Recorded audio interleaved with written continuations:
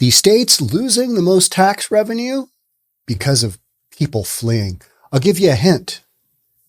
Think blue going to red. Let's get into it. Let's talk about this. Here we go. I've been talking a lot lately about cognitive dissonance, which is, I've been reading about it. It's like popping up a bunch on my radar, which is people seeing what's in front of them and they can't make sense of it with what's going on in their head. Like they've got these ideas of what's happening or what should be happening and how things go, how policy should result in reality. And then, it's just not quite there. It tends to work out in a different way. And so much of that is what we're talking about here. All right. So we've got all these blue states that believe, hey, let's go down this road. I'm sure this will work out. And then the reality is, dumpster fire. Oh, yeah.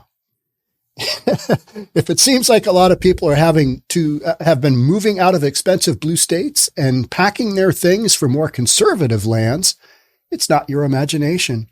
There's been a steady stream of interstate migration taking place for the last couple of years.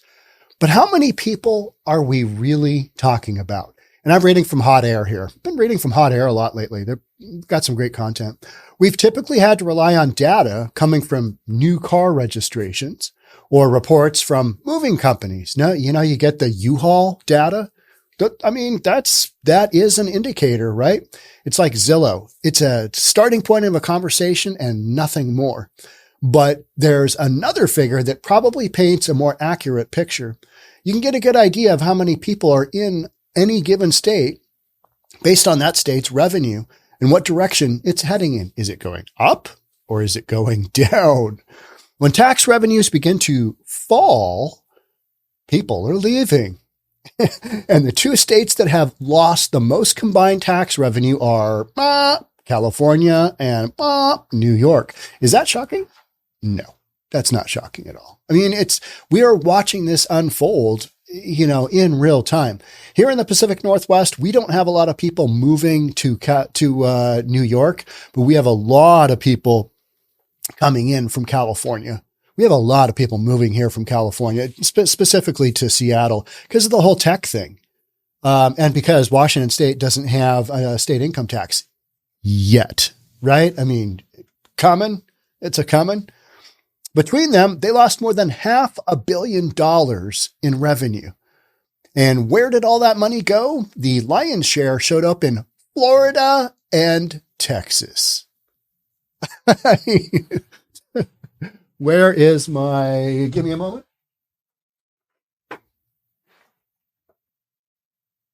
I'm back. Make America Florida again. I mean, is that not epic? That's funny. Check out our merch. There you go. So Florida and Texas. And during the pandemic, this was a real thing, right? We had so many people, and by we, I mean Summit Properties Northwest, and then Reynolds and Klein Appraisal does appraisals on all kinds of stuff, not any of the Summit transactions. But, we were aware that there was just a real litany of people moving out of Washington, moving to Florida and moving to Texas. We've got transactions going on right now where people are trying to get all their equity out of Seattle, Puget Sound area and go to Florida. We've had so many people move to Texas, and they're not moving to California, and they are not moving to New York City, to New York. Just not happening. Just like, we're going the other way.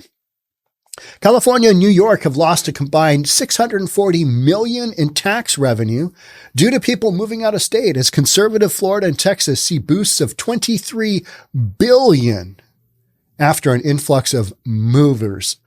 $23 billion with a B. Enormous. The two states currently top the table with the largest net negative tax income migration, with the Golden State taking the top spot. In total, California has seen 343 million leave the state, while New York is just under 300 million. And you know what? 300 million from California and 300 million from New York are not big numbers. Those are not big numbers for those economies, but it's the direction that it's going. And so when that happens, you've got kind of the doom loop going on. And the doom loop is if a downtown loses tax revenue, they got to do two things to keep it going. They got to cut services and they got to increase taxes. Only way you make it go, right? I mean, what else are you going to do? Ask for a federal bailout? Well, you think that might be coming at some point? I think so. The top 5 losers in this race didn't include any red states. That's weird. There's that cognitive dissonance again. All of these policies, these are great. This is some great stuff. Why is everybody leaving? Weird. I don't know. Tense. After California and New York, which lost 343 and 300 million respectively, what? The list was rounded out by Illinois. Oh, shocking. New Jersey. What now? And Massachusetts. We don't talk about Massachusetts a lot. They're kind of a sleeper in this race, right? And people are like, high taxes. Let's get the F out, right? Illinois. Chicago.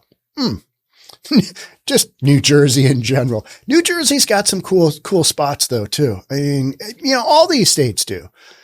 But in general, Washington State, you got bombs going off in between I-5 and a regional hospital. It's so crazy. They saw drains of, we're talking Illinois, New Jersey, and Massachusetts. They saw drains of 141 million, 135 million, and 129 million. Again, those are not huge numbers, but it's the direction that they're going. And they're all blue states, right? People are leaving. And then people trying to address these issues are like, yeah, well, I mean, we got this, we got that. Nobody wants to go to Florida. I mean, who's going to Florida? Who's going to Texas? A lot of people, a lot of businesses, right? Because the regulation in these kind of states is just insane. This is what you call a case of people voting with their feet, but also their wallets. When a state loses more than $250 million in revenue, that rapidly shrinks the pot considerably in terms of meeting its basic obligations, to say nothing of special costs for things like, is my favorite, reparations. And my whole thing with reparations comes down to, you don't have it in the budget, period. Whether they're deserved or not, even though California wasn't a slave state, you know what I mean? Oh, we're going to pay out anyway. Where are you going to pay from? So coming out with reparations is like, okay, here's what you might get. It's like Biden saying, well, we're going to forgive student loan debt. Okay, but that's not legal, nor is it probably constitutional. Reparations, you probably the same two things. And on top of that, you don't have the budget for it. So what are we even doing? California and New York in particular are experiencing self-inflicted wounds. Yeah. They keep increasing taxes while passing laws that lowered levels of safety and standards of living. So many people are moving out based on that. Hey, spending all this money in taxes, what am I getting? I'm not getting what I need. More crime on top of having less money in your pocket is a guaranteed formula that will make people start eyeing the exits. They're not eyeing. They have looked at the exits and said, that's where I need to be. That's what we're seeing on a real estate basis here. We've got a lot of folks here, and I'm in Washington State. I'm, east of Seattle by just a few miles, and conservative folks, reasonable people, have been leaving here in droves just because the school systems are just so woke. And, we've got a governor that just says a bunch of stuff and nothing happens. And, the bright spot that we actually have is that Seattle itself is starting to turn around. We got Mayor Bruce Harrell. He's going ham on some broken window type stuff, right? He's going ham on graffiti. He's going ham on cleaning out some encampments. Things are going the right direction there, but there's a lot to do because Seattle, self-inflicted wounds. You want to talk about that? Absolutely. So we've also got, we just had the primary for the general primary, whatever, the first election for the Seattle City Council. And there could be some very interesting races there because we've had some nut jobs, absolute nut jobs on our Seattle City Council. I mean, just like, how do those people, oh, it's Seattle. That's how they get elected, right? Further down in the report, we learned that New York suffered a significant loss in one particular demographic. And that would be millionaires. Shocking. High taxes. Millionaires are leaving with their money. Weird. More than 1,400 people earning more than 25 million fled the state last year. That is an interesting stat, right? That's nearly as many as left during the pandemic. And some of the very high profile people who departed publicly cited the tax rates in New York as their primary reason. And they do the same thing in California, right? Why would you open up a business in California if all things were equal somewhere else like Texas?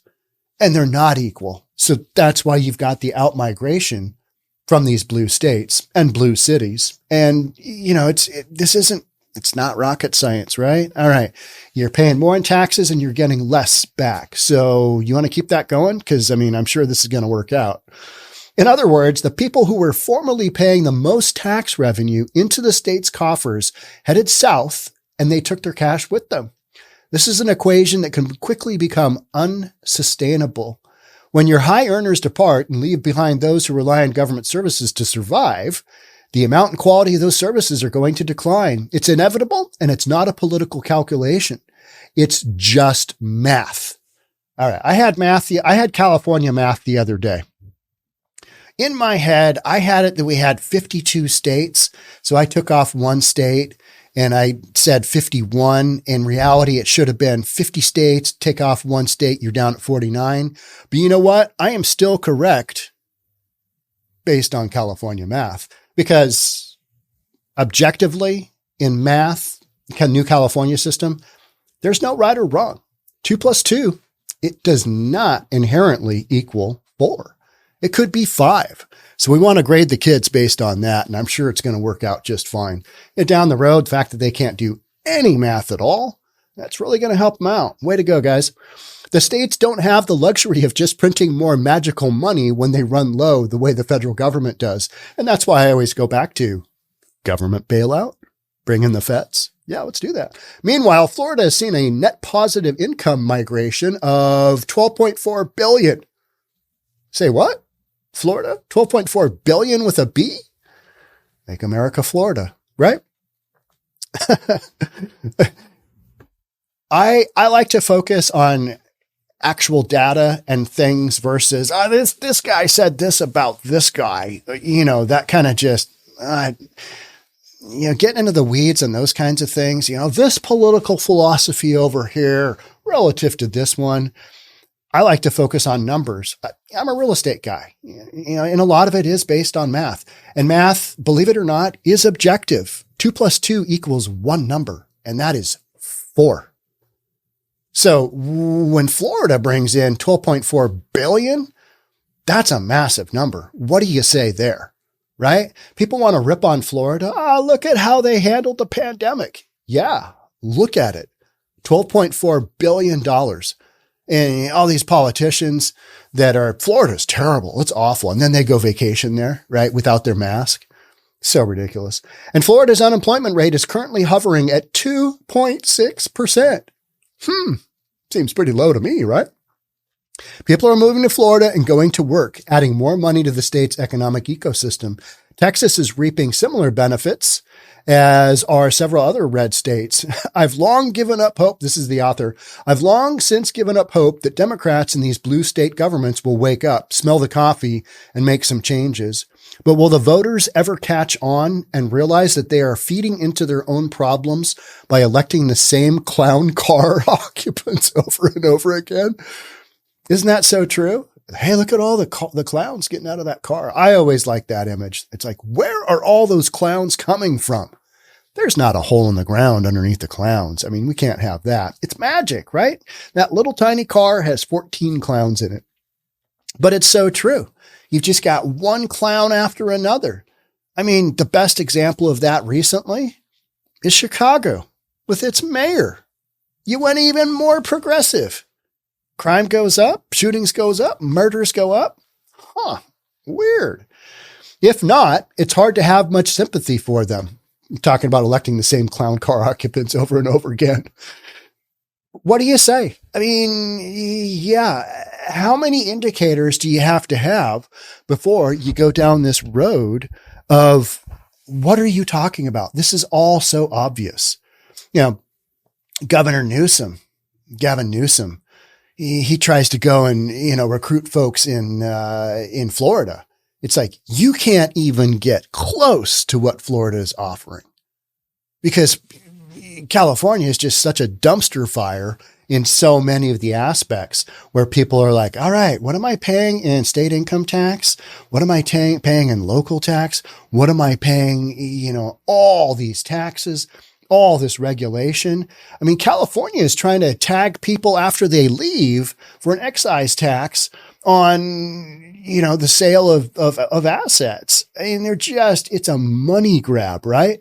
Same thing here in Washington State. Well, we're just going to do a little upper end. If you sell, what is it? I can't remember, 5 million, 10 million. It's a bunch. You got to sell a bunch of assets, whether it's real estate or, stocks or whatever. If you sell a bunch, you're going to pay a hefty tax. And people know that. And wealthy people, they have this little thing called wealth advisors who give them advice. And they're like, Joe Rogan is an excellent example of that. Living in California, living in LA, I think. And then he knows he's got this big deal coming down the pipeline. He's got this Spotify deal, originally indicated 100 million. It's closer to probably 200 million. So he's going to have this massive cash influx coming.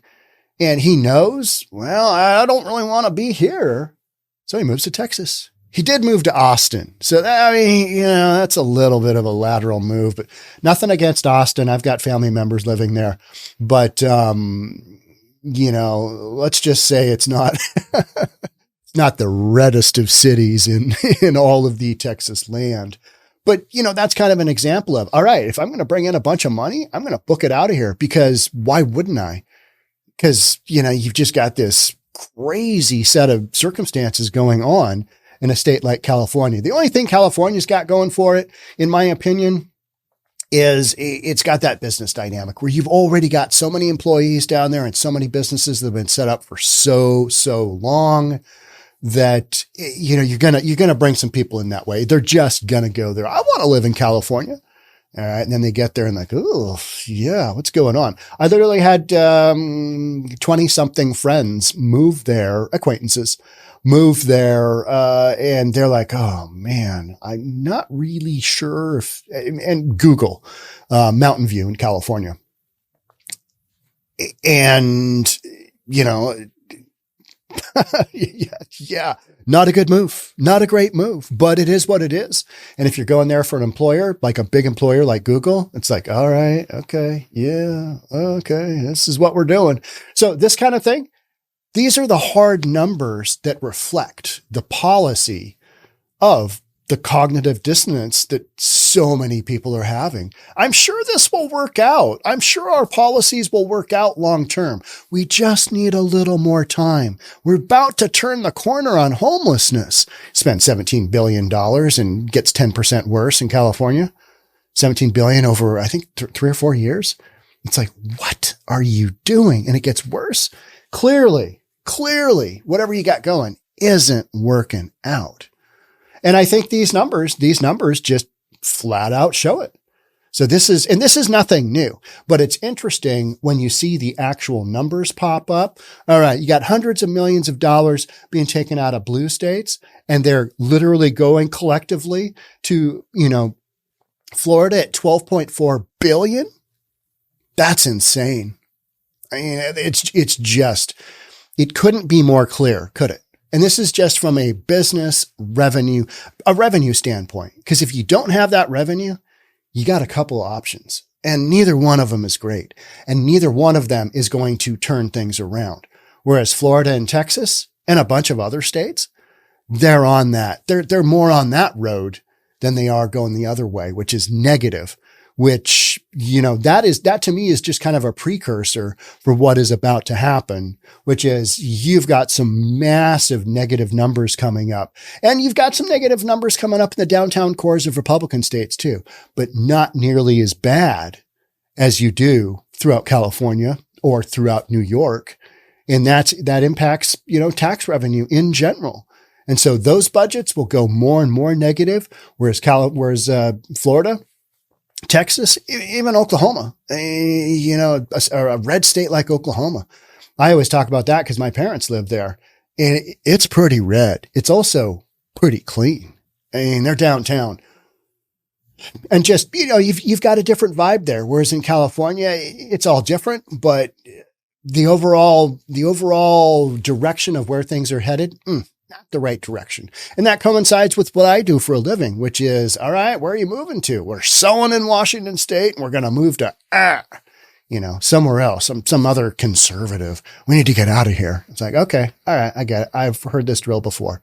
So, all right, there you have it. Those are the states that are losing. Those are the winners. Not shocking, but it's always interesting to hear the actual numbers, right? Okay. Thanks so much for being here. I will catch up with you on the next one. Bye for now.